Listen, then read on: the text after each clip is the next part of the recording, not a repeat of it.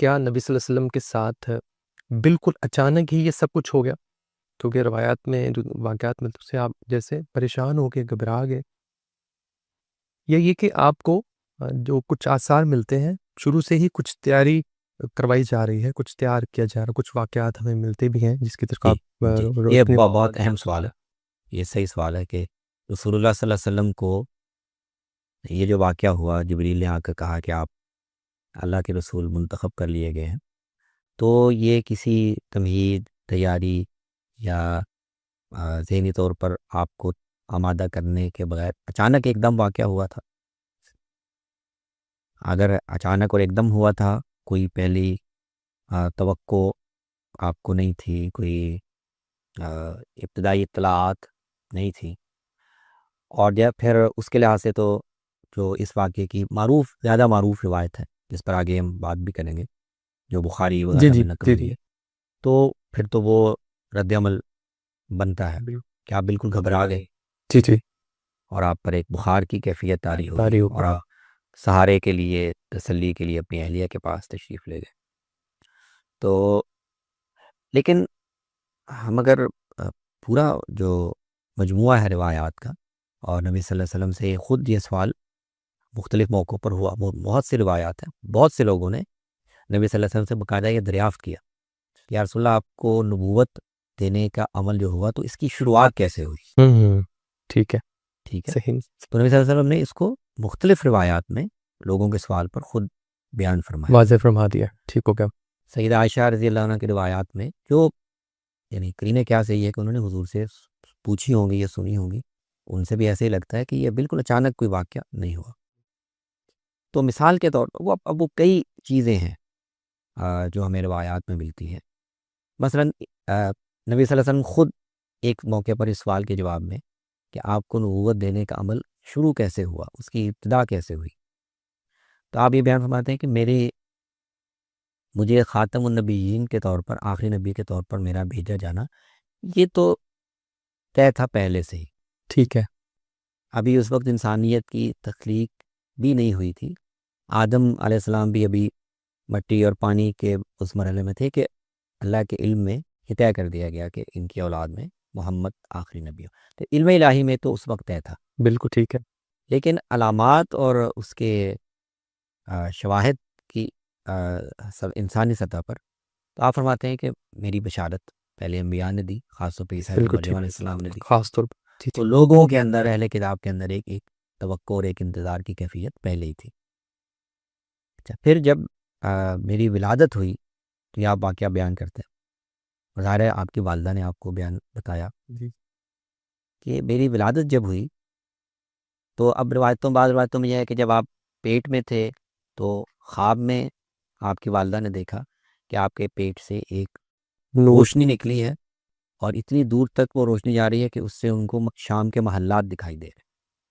بعض میں ہے کہ آپ کی پیدائش جب ہوئی تو اس وقت ان کو ایک روشنی اپنے جسم سے نکلتی ہوئی دکھائی دی، اور اس کی روشنی میں انہوں نے تو میری والدہ کو میرے بارے میں میرے متعلق یہ اطمینان اور یقین تھا کہ یہ خاص بچہ ہے، جی جی جی، اس بالکل کے ٹھیک ساتھ ہے. کوئی خاص معاملہ ہونے والا. چنانچہ جب بچپن میں ان کو بنو سعد میں رسول اللہ صلی اللہ علیہ وسلم کو رضاعت کے لیے بھیجا گیا اور وہاں پر شق صدر کا واقعہ ہوا، تو سیدہ حلیمہ تو گھبرا گئی، وہ جلدی بچے کو لے کے واپس آ گئی.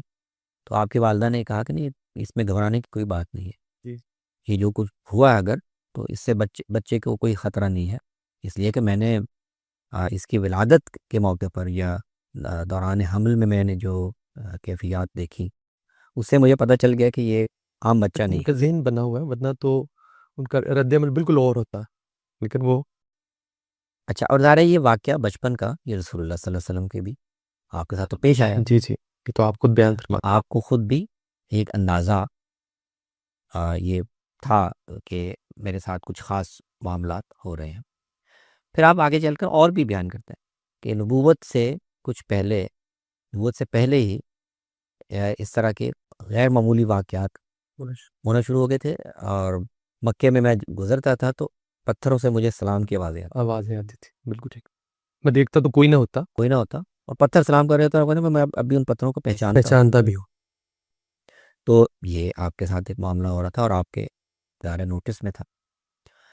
پھر بہت سے واقعات ہیں، اب وہ سند کے لحاظ سے اتنے شاید محدثین کے معیار پہ کبھی نہیں ہیں، لیکن اصحاب سیرت ان کو بیان کرتے ہیں کہ آپ کو مختلف اسفار میں، خاص طور پہ شام کے اسفار میں، آپ کو، آپ کے متعلقین کو، ابو طالب کو، میسرہ جو غلام تھے، ان کو بہت سے راہبوں نے، نصارہ کے علماء نے آپ کو دیکھ کر اور ان کو کچھ علامتیں محسوس ہوئیں، انہوں نے تحقیق کی کہ یہ کون ہے، کہاں سے ہیں، اور تو انہوں نے بھی اشارات دیے کہ یہ عام آدمی نہیں ہے۔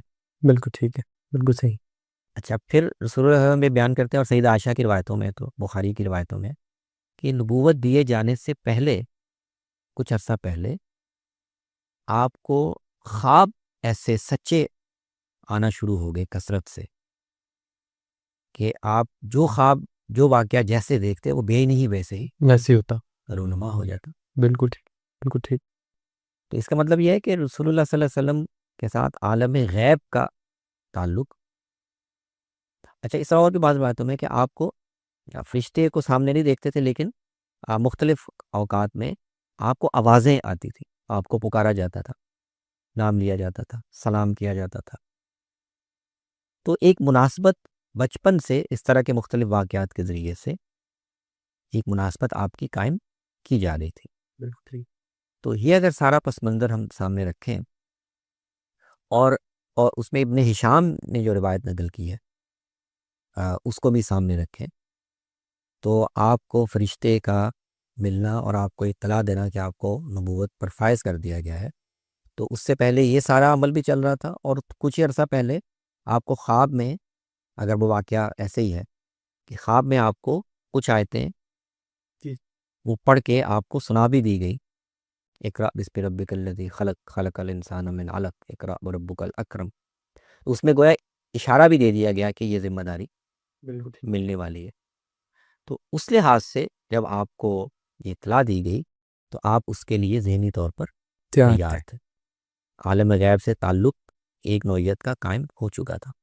تو اس لیے ابن ہشام کی روایت کے مطابق آپ نے کوئی گھبراہٹ محسوس نہیں کی، نہیں کی، وہاں یہ رسپانس نہیں ہے۔ کوئی معمول کی حالت میں آپ نے وہ وصول کیا پیغام، جا کے سیدہ جبریل کو، سیدہ خدیجہ کو اطلاع دی، اور کوئی اس میں گھبراہٹ کا معاملہ، بلکہ کچھ روایتیں بلازری نے نقل کی ہیں، اس میں یہ ذکر ہے کہ رسول اللہ صلی اللہ علیہ وسلم گویا ایک طرح سے یہ ذمہ داری ملنے پر اور جبریل کے ساتھ براہ راست سامنے ملاقات ہونے پر آپ بہت خوش ہوئے۔ اچھا، ٹھیک ٹھیک، ایسی روایتیں بھی ہیں۔ ایسی روایتیں بھی ہیں۔ تو یہ میرے خیال میں جس سے ہمیں پتہ چلتا ہے کہ ایک دم اچانک کوئی واقعہ نہیں ہوا تھا جس سے آپ گھبراہٹ میں مبتلا ہو جائیں، یا آپ کو جس کی بالکل کوئی توقع نہیں تھی۔ نہیں، اس سے پہلے آپ کو ایک تیاری کے عمل سے، مناسبت پیدا کرنے کے عمل سے گزارا گیا۔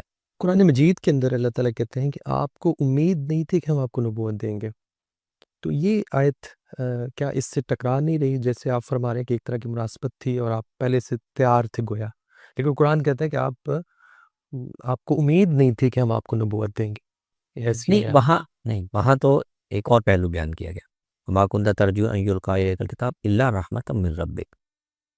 وہاں تو یہ بیان کرنا مقصود ہے کہ آپ کو نبوت کا ملنا یہ سرتاسر اللہ کی عنایت ہے، اللہ کی اچھا، رحمت ہے، ٹھیک ٹھیک۔ اللہ کا انتخاب ہوا۔ ہوں، آپ کو کیسے امید ہو سکے؟ کیونکہ نبوت کوئی کسبی چیز تو ہے نہیں، ہے نہیں، ٹھیک ہے ٹھیک ہے۔ تو آپ کو کوئی اس کی امید یا توقع نہیں تھی، نہ آپ اس کی کوئی تقدو کر رہے تھے، نہ آپ اس کی کوئی کوشش کر رہے تھے کہ آپ کی کوشش کے نتیجے میں یہ ملے، یہ تو محض اللہ کا فضل ہے۔ وہاں وہ پہلو بیان ہو رہا ہے کہ اس منصب کے حصول میں آپ کی کسی کاوش کا دخل نہیں۔